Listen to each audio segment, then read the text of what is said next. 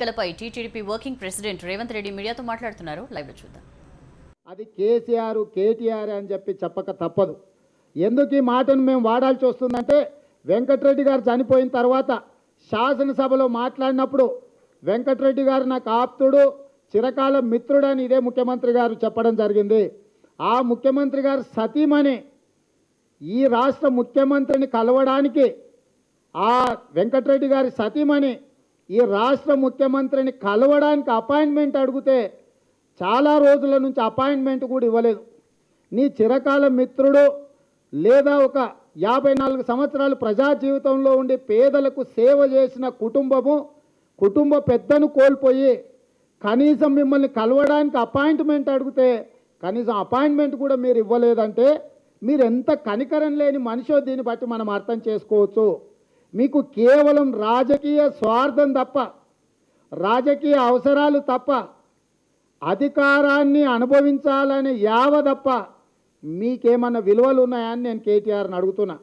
మమ్మల్ని మేము సాంప్రదాయాలను గౌరవించి ఎన్నికలలో అభ్యర్థిని పోటీ పెట్టకపోతే కాంగ్రెస్ పార్టీతో కలిసిపోయినామని మీరు మాట్లాడతారా?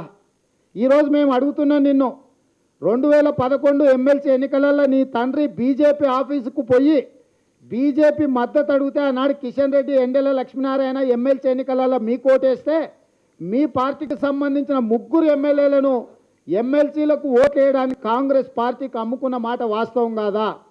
మీరు మాత్రం ఇతర పార్టీల ఆఫీసులకు పోయి వాళ్ళ కాళ్ళ ఏళ్ళు పట్టుకొని వాళ్ళ ఓట్లు మీరు వేయించుకొని మీ ఓట్లు కాంగ్రెస్కి అమ్ముకున్న చరిత్ర మీది.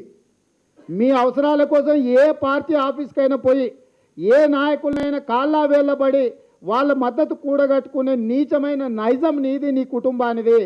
అట్లాంటి మీరు మమ్మల్ని, మా పార్టీని నిందిస్తారా? మేము రాజకీయ బద్ధ వైరమున్న రాజశేఖర రెడ్డి గారు కూడా మేము ఎన్నికలలో పోటీ పెట్టలేదు.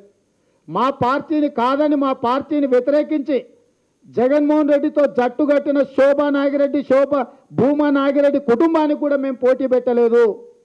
ప్రతిపక్ష నాయకుడిగా అలుపెరగని పోరాటం తెలుగుదేశం పార్టీ మీద చేసిన పి జనార్దన్ రెడ్డి కూడా చనిపోతే మేము పోటీ పెట్టలేదు. ఇది తెలుగుదేశం పార్టీ నిబద్ధత. తెలుగుదేశం పార్టీ విలువలను కాపాడడంలో కానీ ఇతర రాజకీయ పార్టీలకు ఆదర్శంగా ఉండడం. మంత్రి రావెల కిషోర్